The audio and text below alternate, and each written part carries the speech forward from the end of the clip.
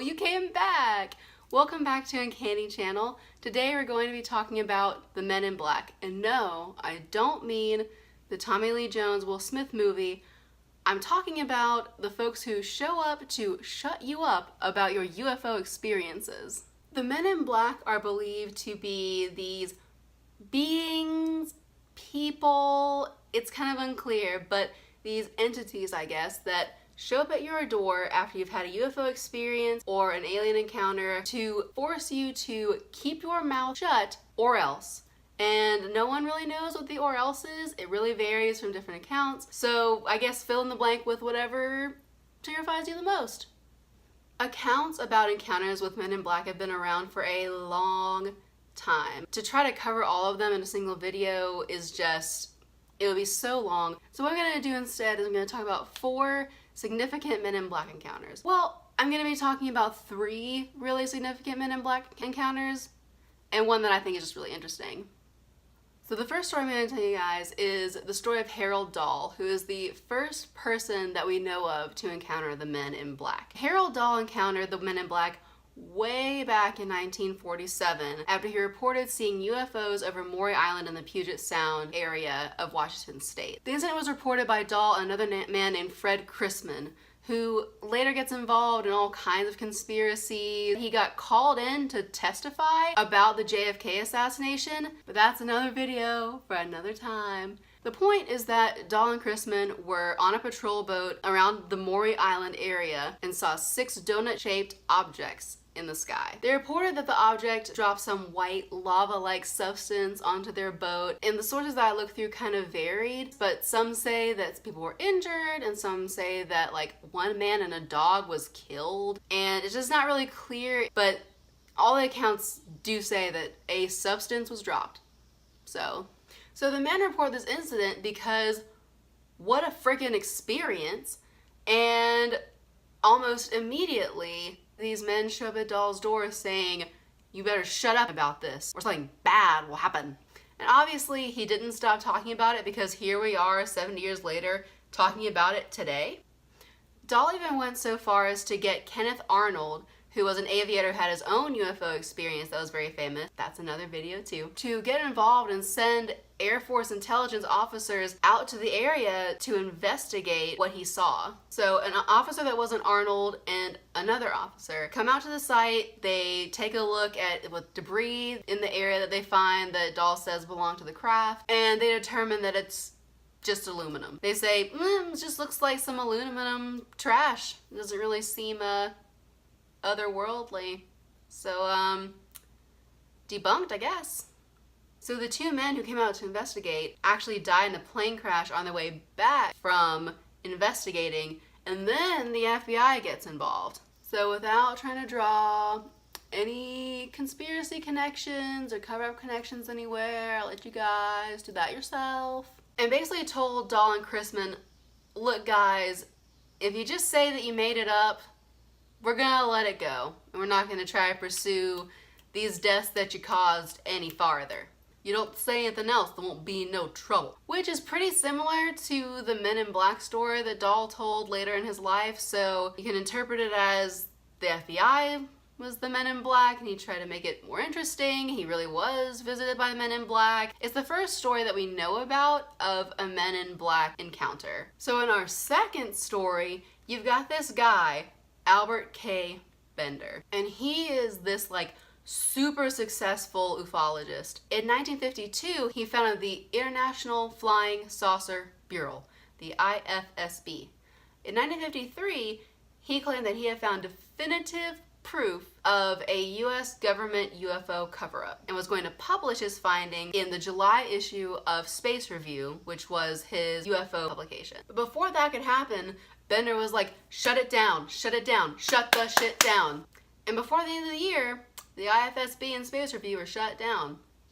Instead of publishing his findings in the final issue of Space Review, he left this message instead. The mystery of the flying saucers is no longer a mystery.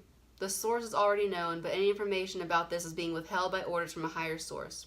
We would like to print the full story in Space Review, but because of the nature of the information, we have been advised in the negative. We advise those engaged in saucer work to be very cautious.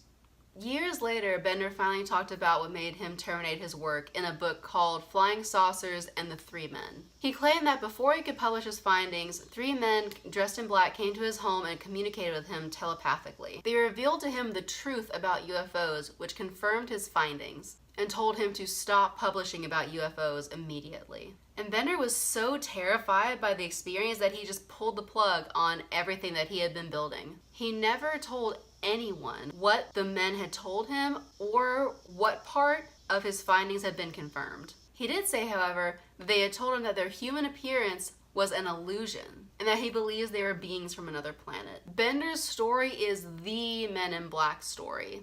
Because of his importance to ufology and the study of UFOs and extraterrestrials, he was a very high-profile person. So for him to say these things, it garnered a lot of attention, especially in those circles. And it familiarized people interested in UFOs with the concept of men dressed in black who visit you and tell you to shut the hell up about what you're investigating or what you found. So you've got Dahl, who seemed to think that they were just dudes, and then you have Bender, who seems pretty convinced that they were otherworldly beings. And that's something that is still debated today, what the nature of the Men in Black is.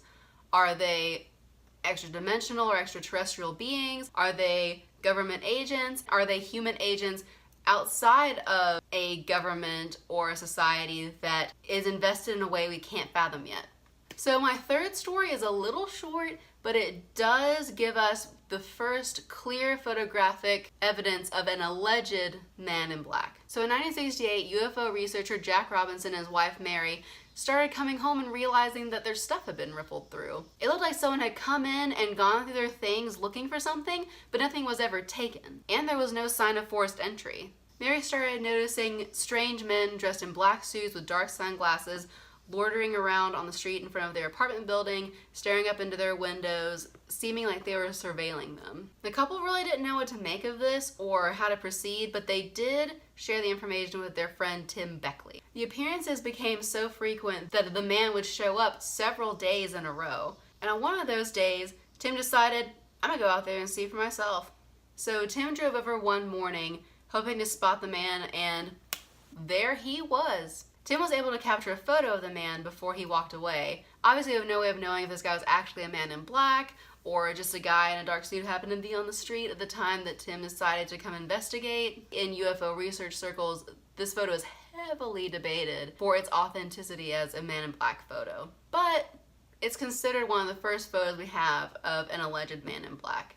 So those are my 3 stories. You have the one that started it all, the one that popularized this idea, and the one that contains the first photo of an alleged Men in Black. So the last story I want to tell you isn't really that relevant to like the Men in Black lore so much as just something that I think is super interesting because it involves a celebrity. This Man in Black story comes from Dan Aykroyd. So if you're not sure who Dan Aykroyd is, he is a comedian, producer, actor, among many other things. He was best known for his appearances on Saturday Night Live, Ghostbusters, and Driving Miss Daisy. Aykroyd has always been very open about his belief and research into UFOs and sharing his first-hand experiences with them. He first encountered a UFO in the 1980s when he woke up in the middle of the night panicking and started telling his wife, "They're calling me. I need to go outside."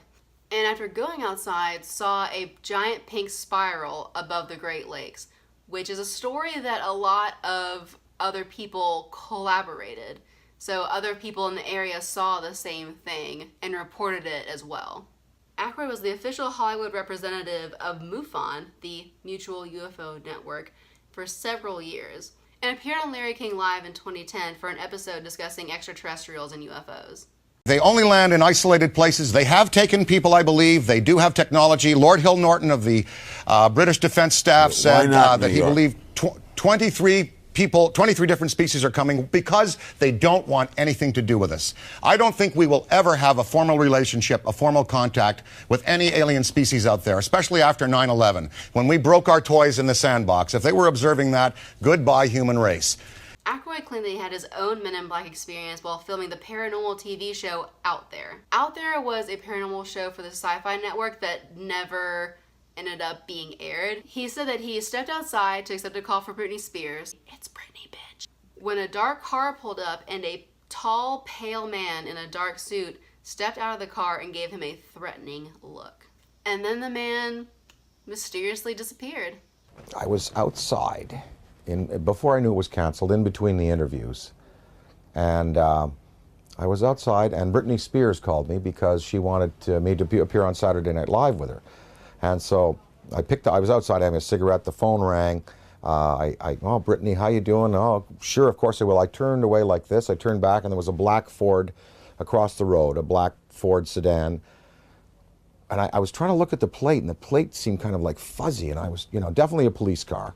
And two guys were there, and a big, tall guy got out of the back seat, and he stood in the street on 42nd Street it was. We were at 42nd Street and 8th Avenue, and he looked right at me. And literally, I was on the phone. Hey, oh, sure, of course I'd love for the show. Saw the Ford, went back like this, turned back like a half second later, and it was gone. And that car did not go past me. It did not make a U-turn, because I would have seen 42nd Street. I would have seen that thing take a U-turn and go away. That car vanished. That car was a cloaked vehicle of some type. And whether this was like a warning to me, because the guy got out of the back seat, gave me a real dirty look. That car vanished. I know what I saw. And, it was just this fast. It was, oh, hi, Britney, sure. Oh, of course, I'd love to. Guy gives me a dirty look. Oh, well, sure. Car gone. That's what happened. And then 2 hours later, we were told we were not to continue taping, and the show was canceled, and none of them would air. I don't know. I don't know. I think this whole phenomenon is super interesting, especially because so many of these stories took place in a time where there weren't message boards or forums or social media or any ways of communicating what you experienced or happened to you other than going to the press or maybe writing a publication or a newspaper article. It wasn't a time like we have now where you can just make a post and hope it goes viral so everyone knows what you experienced. I think what's interesting about that is that so many of these early stories have details in common between the suits and the dark cars and the threatening messages. Just this whole idea of like, if you're researching UFOs, these men in black will come. And I know that they all run the same circles. People talk, but then you would think there would be a lot more people who are like, oh yeah, I was visited too by the men in black. Like, everyone's got their men in black story. You can look outside and everyone's men in black are like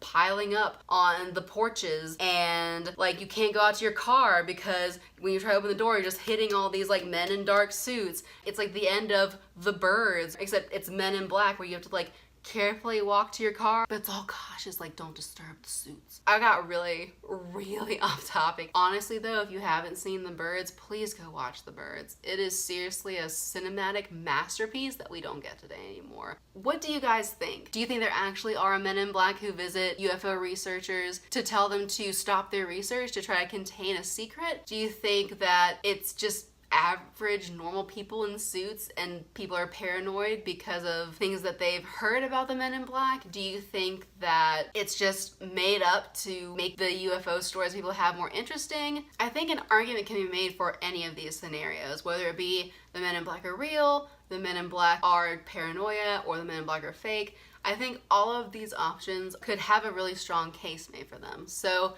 make that case below. Subscribe if you'd like to see more of the odd, the creepy, and the unexplained. Thumb me if you think you know me like that. And above all else, remember that it's a wonderful thing to believe in the unbelievable.